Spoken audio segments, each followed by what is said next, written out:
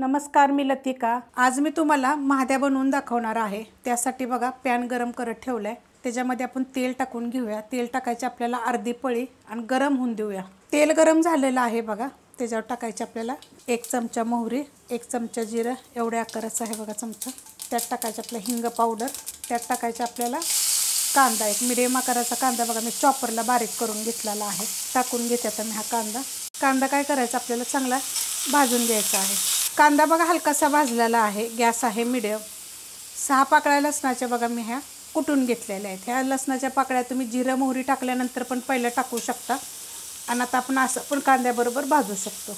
कांदा बघा मस्त असा भाजलेला आहे आणि ह्याच्यावर आपण जे लसूण नंतर वरण टाकला तर तो पण चांगला भाजला गेलेला आहे। त्याच्यामध्ये टाकायची आपल्याला थोडीशी हळद आणि मिक्स करून घेऊया। हळद टाकल्यानंतर बघा चांगलं मिक्स करून घेतलेलं आहे। त्याच्यामध्ये टाकायचे आपल्याला कांदा लसूण मसाला, चवीप्रमाणे टाकायचं मीठ, मिक्स करून घेऊया आणि त्याच्यात टाकायचे बघा हे शेंगदाण्याचं कूट।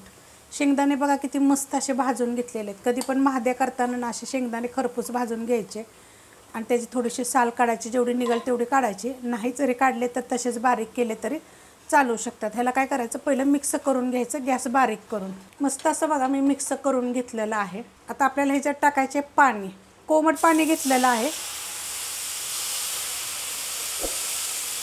गॅस एकदम बारीक आहे। मिक्स करून घेऊ। अशा आकाराचा ग्लास आहे आणि शेंगदाणे जे आहेत ते आपले 300 ग्रॅम आहेत। मिक्स करून घेतले बघा व्यवस्थित। आता तुम्हाला सांगते जे आपण लसूण भाजला का नाही, लसूण आणि कांदा, त्याच्यानंतर जरी पाणी ओतलं आणि उकळून दिलं चांगलं आणि नंतर जरी शेंगदाण्याचं कूट टाकलं तरी तसं पण चालतं बरं का।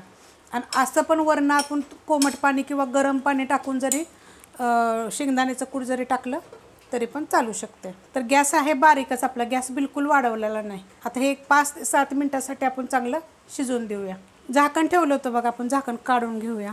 मस्त असं बघा झालेलं आहे। आता जर तुम्हाला हे सुक्कं पाहिजे असेल का नाही एकदम फडफडीत तर पाणी कमी टाकायचं। असं शितोडा मारून जरी झाकून ठेवलं ना तर मस्त असं होतं बघा। पण त्यासाठी लक्षात ठेवा शेंगदाणे एकदम मस्त असे भाजायला पाहिजे। आता हे कसं माहिती आहे का, आपल्याला हे जास्त घट्ट पण नाही पाहिजे खायला। तर पावसाच्या दिवसात असं गरम गरम खायला मस्त असं लागतं। आणि शेंगदाण्याचा महाद्या कसं असतं, प्रवासाला जर न्यायचं असेल ना तर त्याच्यामध्ये तुम्ही लसूण टाकू नका, कांदा टाकू नका, फक्त जिरे मोहरी, थोडीशी हिंग पावडर टाकायची आणि चटणी मीठ टाकून पाणी ओतायचं आणि पाणी उकळलं की मग त्याच्यामध्ये तुम्ही शेंगदाणे टाका आणि एकदम तेल सुटस्तवर एकदम सुक्का असं परतत जायचं। आता हे सुद्धा बघा गॅस चालू आहे, मिडियमच आहे। आता हे अजून 1 मिनिटभर जरी ठेवलं का नाही तर पूर्ण बघायचं तेल सुटेल, असं एकदम सुक्कं होईल, मस्त लागेल। तसं पण खायला चांगलं लागतं आणि असं पण थोडंसं आता हे कसं एवढं तरी असं भाकरीभर खायला आपलं झटपट असं छान लागतं। तुम्ही अशा पद्धतीत एकदा महाद्या करून बघा, चवेल इतका छान लागतो ना। रेसिपी आवडली तर लाईक करा, सबस्क्राईब करा, कमेंट करा आणि शेअर बी करा।